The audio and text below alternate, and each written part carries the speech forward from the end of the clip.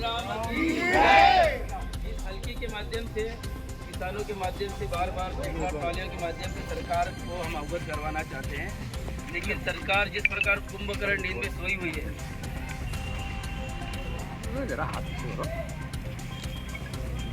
जिस प्रकार सरकार कुंभकर्ण नींद में सोई हुई है, वो जगने का नाम नहीं ले रही है। उसके कारण आपके माध्यम से, हल्कियों के माध्यम से अभी हमने विधायक और अध्यक्ष जी को घेरा है। सबके माध्यम से हम चाहते हैं कि किसानों की बहुत समस्या है। मंडियों में सोयाबीन 3035 बिक रहा है।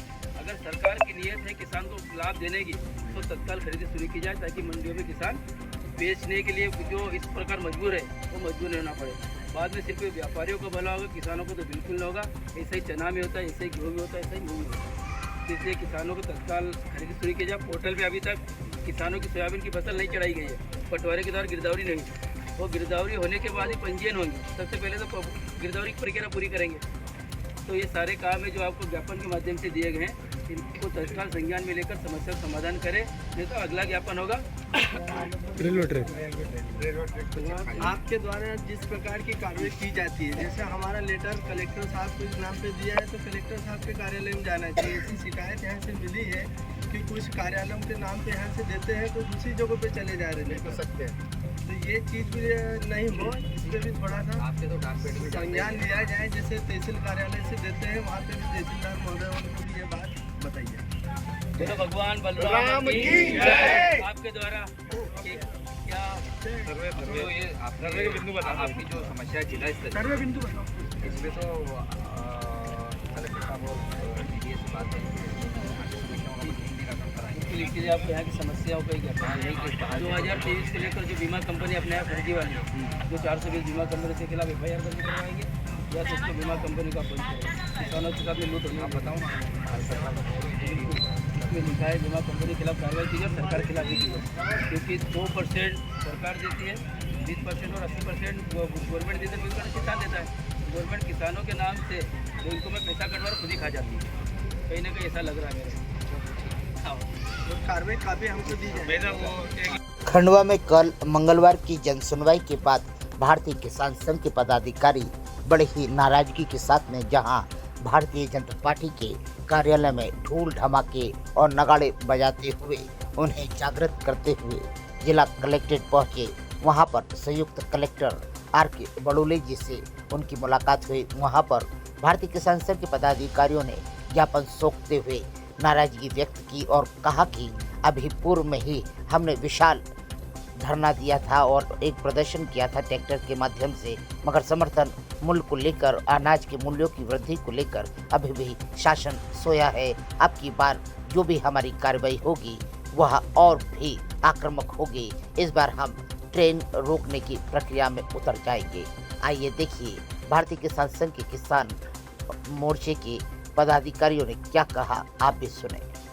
माध्यम से जो जगाने का प्रयास किया है शासन प्रशासन को, क्या सुबह से मतलब रूपरेखा रही कलेक्टर जगाने से पहले? ये हम लोगों ने जो 16 तारीख को आपने नज़ारा देखा हो खंडवा जिले में, जो ट्रैक्टरों को हजारों किसान यहाँ पर आए थे, ये रोड पे उतरने का कारण क्या है? क्योंकि किसान बहुत परेशान है। आज महंगाई बहुत बढ़ चुकी है। हमारे खाद, दवाई, DAP, GST लग रहा है किसानों के ऊपर 18%। मतलब किसान की कहीं से कहीं तक बहुत कमर टूटी हुई है, जब तो किसान ऑटोमेटिक बाहर निकल के आ रहा है। और हम लगातार शासन प्रशासन से चेतावनी देते आ रहे हैं कि कहीं ना कहीं हमारी बात को मानी जाए। अभी हमारी वर्तमान में मांग है कि सोयाबीन का 6000 का भाव किया जाए। जैसे 4892 किया है तो उसमें 1108 रुपये का बोनस दिया जाए। और जब तक किसानों की बात नहीं मानी जाएगी तो कहीं ना कहीं हमको आगे भी धरना आंदोलन करना पड़ेगा। आज विषय ये था कि लागत बहुत बढ़ चुकी है, इसमें कहीं ना कहीं सरकार ने आज अभी विधायक जी को भी ज्ञापन दिया, शासन प्रशासन को भी ज्ञापन दिया। आज वर्तमान में फसल पूरी बर्बाद हो चुकी है। पिछले साल भी बर्बाद हो चुकी थी, उसका भी बीमा अभी तक मिला नहीं, राहत राशि मिल चुकी थी। क्योंकि बीमा सरकार कहीं ना कहीं काट लेती है ताकि किसानों तक पहुँच नहीं पाता है, और काफ़ी डिनरों पीटती है कि हमने इतना बीमा करवाया, ये करवाया, ताकि किसानों तक नहीं पहुंच पाता। इसीलिए किसानों को आज बाहर आना पड़ा और किसान मजबूर है। अभी कई लोगों के हमारे पास भी फोन आए किसानों को कि भाई साहब क्या हो रहा, नहीं तो हम तो बिल्कुल आप रेलवे ट्रैक पे पहुंचेंगे। आप तो कहीं ना कहीं परेशान है किसान, तो कहीं ना कहीं करेगा। तो आगे आप देखिए कि बहुत बड़ा आंदोलन होने जाएगा अगर किसानों की बात अगर नहीं मानी तो। कल मंडी में भी क्या है, 3500 बोरे 2 बोरे सोयाबीन निकल रही, उसकी लागत है 20,000 रुपये। तो किसान घाटे का सौदा है। तो अब उसके परिवार में कैसा परिवार चलाएगा वो। इसी को लेके तो किसान बाहर निकल रहा बार बार, नहीं तो आवश्यकता नहीं थी। आज महंगी बहुत बढ़ चुकी है ना वैसा, इसी के लिए तो निकल रहा बाहर। तो ये खरीदी को लेके मैं मांग करी जल्दी की खरीदी, हाँ, इसीलिए तो हम मांग यही कर रहे हैं कि अगर अभी जो वर्तमान में फसल निकली है, अब किसान को आगे के रबी की फसल की तैयारी करना है, कहीं खाद बीज सबकी व्यवस्था करना पड़ती है, तो कहीं ना कहीं उसको पैसे की आवश्यकता है। किसान इतना सक्षम नहीं है कि वो अपनी फसल को कोने कोने दाम में बेचेगा वो, क्योंकि उसके पास पैसा नहीं है। आज इलाज कराने के लिए पैसा नहीं है तो उसको तो देना पड़ेगा। वो 3500 बिके कि 4000 बिके। बाकी सरकार को अब ये विषय सोचना चाहिए कि अपने समय से अगर निर्धारित समय पर अगर कभी खरीदी चालू कर दे तो उनको किसानों को बेनिफिट मिलेगा। नहीं तो आज बिचौलिया जो मतलब व्यापारी लोग हैं, आज व्यापारी पूरा माल स्टॉक कर लेंगे और व्यापारी इस बात का फायदा उठाएंगे। तो मेरी मांग यही है कि हमको आंदोलन करना न पड़े, सरकार चेत जाए। आज ढोलक के माध्यम से भी हम अधिकारी शासन प्रशासन दोनों को चेतावनी की और चेताने की जगह दी कि भाई आप चेत जाओ, नहीं तो आगे बहुत बड़ा आंदोलन होगा। धर्मचंद गुजर, भारतीय किसान संघ, मालवा प्रांत मंत्री। अभी ढोल बजाया है, आज कलेक्टर भी पहुंचे हैं ढोल बजाते हुए, क्या मामला है और क्यों बजा रहे हैं? भारतीय किसान संघ मालवा प्रांत, रेवाराम भाईडिया उपाध्यक्ष। किसान अपनी मांगों के लेके बार बार शासन को रैलियों के द्वारा, ज्ञापनों के द्वारा बार बार चेताने की इसलिए कोशिश कर रहा है कि हम राष्ट्रवादी हैं। राष्ट्रवादी होने के नाते हम बार बार ज्ञापन के द्वारा और अनुशासन में रहते हुए हमारी मांगों को रखते हैं।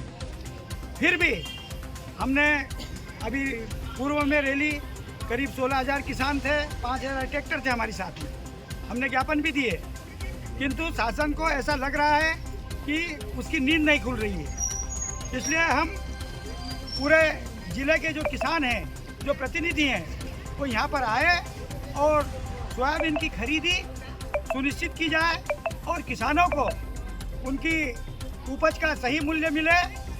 और जो 1108 रुपये का जो बोनस की बात हम लोग कह रहे हैं, ये शासन जल्दी निर्णय ले और किसानों को इसका लाभ मिले, क्योंकि किसान यहाँ पर बहुत पीड़ित है। उनकी फसलें भी नष्ट हो चुकी है और उनका माल भी समय पर नहीं खरीदा जाएगा तो गरीब किसान यहाँ पर व्यापारियों के द्वारा लूटा जाएगा। वैसे कपास की भी जो यहाँ पर मंडी है, कपास में भी हमारी ये मांग है कि जो CCI है उसने 1 अक्टूबर से यहाँ खरीदने का वादा किया था, किंतु ऐसा लगता है कि वो यहाँ पर अभी खरीदी नहीं चालू करेंगे और 10-15 दिन तक किसानों को इधर उधर घुमाते हुए और जो उनके उसमें आएगा FAQ में वही माल खरीदेंगे। तो हमारा ये कहना है कि उनकी जो 3 रेंज बनी है भारतीय किसान संघ की, कि भाई किसानों को कपास का 3 रेंज में भाव मिलना चाहिए और वो मिले। इसके बाद भी भारतीय किसान संघ हमेशा से ये मांग करता रहा है कि किसान की लागत भी नहीं मिल रही है, उसको 10,000 के ऊपर कपास का भाव मिलना चाहिए।